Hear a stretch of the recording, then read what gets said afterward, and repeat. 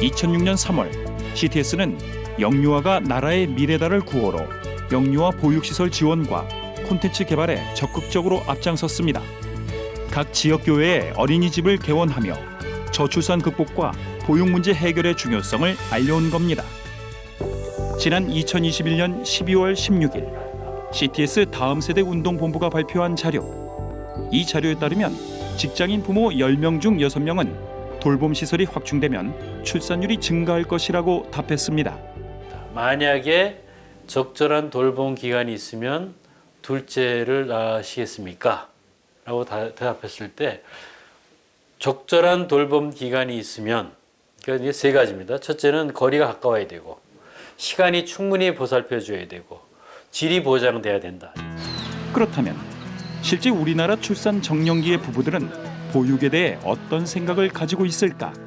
이 보육을 맡길 곳이 없기 때문에 이제 조부모님들을 모셔서 아이를 맡기는데 이런 친구들이 굉장히 많습니다. 제 주변에도. 이 문제가 심각하다고 생각합니다. 전라남도 광주. 2021년 기준 광주에 출생아는 8,040명. 전년도 7,410명 대비 630명 늘어난 이 수치는 전국 1위입니다. 그중 눈에 띄는 건 광주 북구의 수치.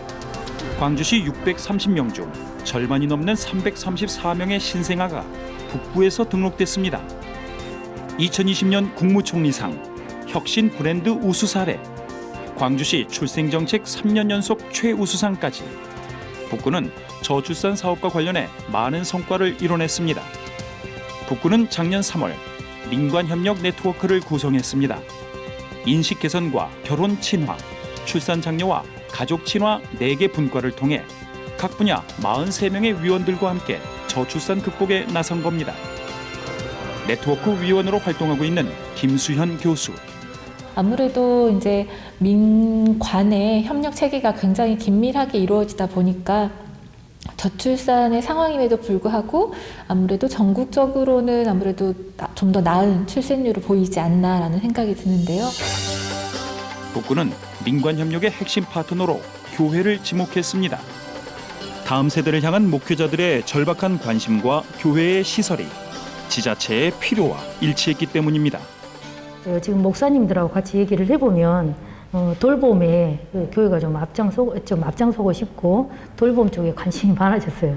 그리고 이제 우리 다함께 돌봄센터도 이렇게 신규로 이렇게 개소되고 이렇게 있는데 그쪽도 목사님들께서 굉장히 많은 관심을 갖고 계시더라고요.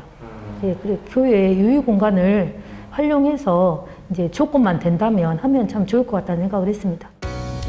저출산 극복을 위한 북구와 교회의 협력은 실제적으로 추진 중에 있습니다. 지자체의 돌봄 사업에 참여하기 위해 시설을 공사 중인 교회도 확인할 수 있었습니다. 북구청에서 다함께 돌봄센터를 통하여서 저출산 극복을 추진하고 있다는 이야기를 듣게 되어서 3층과 4층을 돌봄센터로 준비하여서 주중에 매일 방과 후의 아이들을 돌볼 수 있는 그런 좋은 시설들과 교육들을 지금 준비하고 구상하고 있는 것입니다. 북구는 교회를 비롯해 교육기관 등 각 단체들과 협력해 저출산 극복의 실제적인 대안을 실천해 나갑니다. 즉, 지자체는 예산을 투입해 인력을, 교회는 평일날 예배당을 제공하고 교육기관은 출산 인식 개선을 위한 교육에 힘을 보탭니다. 지역 교계 인사가 교회와 지자체를 잇고 교육자가 교육기관과 지자체의 가교 역할을 담당해 원활한 소통을 돕는 겁니다. 광주 북구 기독교 교단협의회 회장이자 북구 민관 네트워크 위원장으로 활동 중인 김형수 목사. 김 목사는 지역 목회자들과 저출산 극복을 위한 실제적인 실천을 이어나가고 있습니다. 이 일을 위해서 우리 목사님들이 팀 사역이 돼가지고 관과 함께 저출산을 극복해 보려고 최선을 다해서 노력하고 있고 굉장히 많은 교회가 좀 앞장서고 있다. 아동돌봄센터라든지 지역아동센터라든지 도서관이라든지 어린이집이라든지 이런 구체적인 사례와 사역들을 통해서 좀 관심도 가지면서 돌파구를 찾아야 되지 않느냐. 그렇다면 돌봄이 잘 정착된 교회는 어떤 모습일까? 충청남도 당진시. 방학을 맞은 아이들이 모여 있습니다. 받아쓰기와 영어, 수학, 만들기, 학습 수준에 맞춰 공부를 하고 있는 아이들. 다 좋아요. 한 번도 빠짐없이 계속 맨날 가고 싶어요. 왜? 그냥 수학 날마다 다 좋고 날마다 다 재밌으니까. 올해 10살이 된 박하민 군. 부모님이 늦게까지 일을 한다는 박 군은 혼자 있는 시간이 익숙했습니다.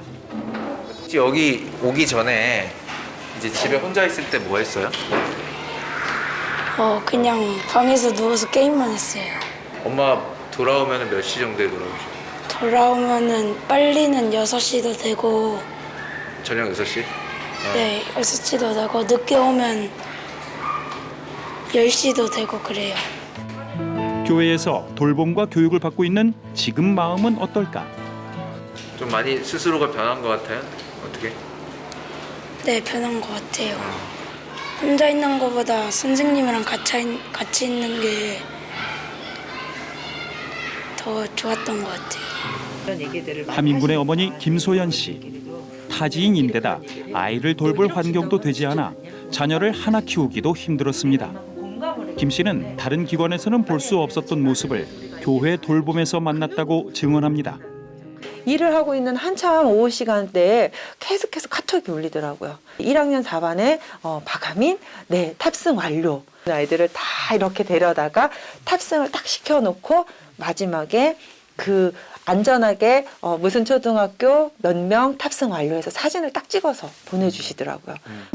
아이 하나도 벅차다며 더 이상의 출산은 없다고 선언했던 김 씨. 지금은 출산에 대한 생각이 완전히 변했습니다. 즐거워하고 행복하는 그 아이를 보면서 이 아이에게 형제나 남매를 만들어줄 수 있는 상황이 아님에도 마음만은 완전히 바뀌어서 정말 동생이 있으면 너무 좋겠다. 2020년 8월 기준 당진시의 0세에서 19세 인구는 31,584명. 이 중 당진 동일교회 안에 해당 연령 인구는 5,360명으로 무려 당진시 전체 인구의 약 17%를 구성하고 있었습니다. 비닐하우스에서 교회를 개척해 사모와 둘이서 지역 아이들을 돌보기 시작했다는 당진 동일교회 이수훈 목사. 어떤 사람이 이런 교회로 오겠냐는 거예요. 아무것도 없는 곳에. 어린아이들은 천진난만합니다. 즐거움은 오는 것이고 또 미래가 있는 거고. 그래서 일단은 아이 돌봄을 해줄 테니까 애 데리고 시장 가기 부담스러우면 아이 맡겨놓고 가세요. 방치된 아이들을 향한 사랑. 이것이 돌봄의 시작이자 지금도 적용할 수 있는 최고의 가치라는 겁니다. 시설과 준비된 인력을 가지고 아이들을 돌봐드리면 엄마 출근할 때 아이 맡겨놓고 가고 퇴근할 때 아이 데려가는데 안전하다. 어떤 엄마가 아끼는 것 때문에 힘든다고 해 안 낳겠어요. 그 교회도 적극적으로 뛰어들어서 도와라. 그 일만 잘하면 현재 이 문제의 극복에 가장 효과적인 조직이라고 생각이 들어요. 저출산 문제 극복에 대한 교회의 적극적인 행동.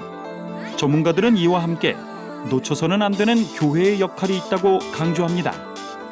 하나님이 만드신 이 인간이 이렇게 번성하고 땅이 충만하기를 원하시는 것이 이게 분명한 성경적인 이제 원리인데 생명의 어떤 소중함에 대한 강단에서의 어떤 선포 이런 것들이 저는 굉장히 필요하다고 봅니다. 저는 먼저 한국교회가 이 저출산의 문제에 대해서 단지 사회적인 현상이구나라고 보는 것을 뛰어넘어서 이 사회 속에 하나님의 나라를 회복하고 세워가야 될 아주 구체적인 목회적 과제요, 목회적 현장이라고 보는 인식 전환이 필요하다고 생각을 합니다. 그래서 교회는 우선적으로 이 출산에 대한 성경적인 명령과 인식이 무엇인지를 바르게 전할 필요가 있고요.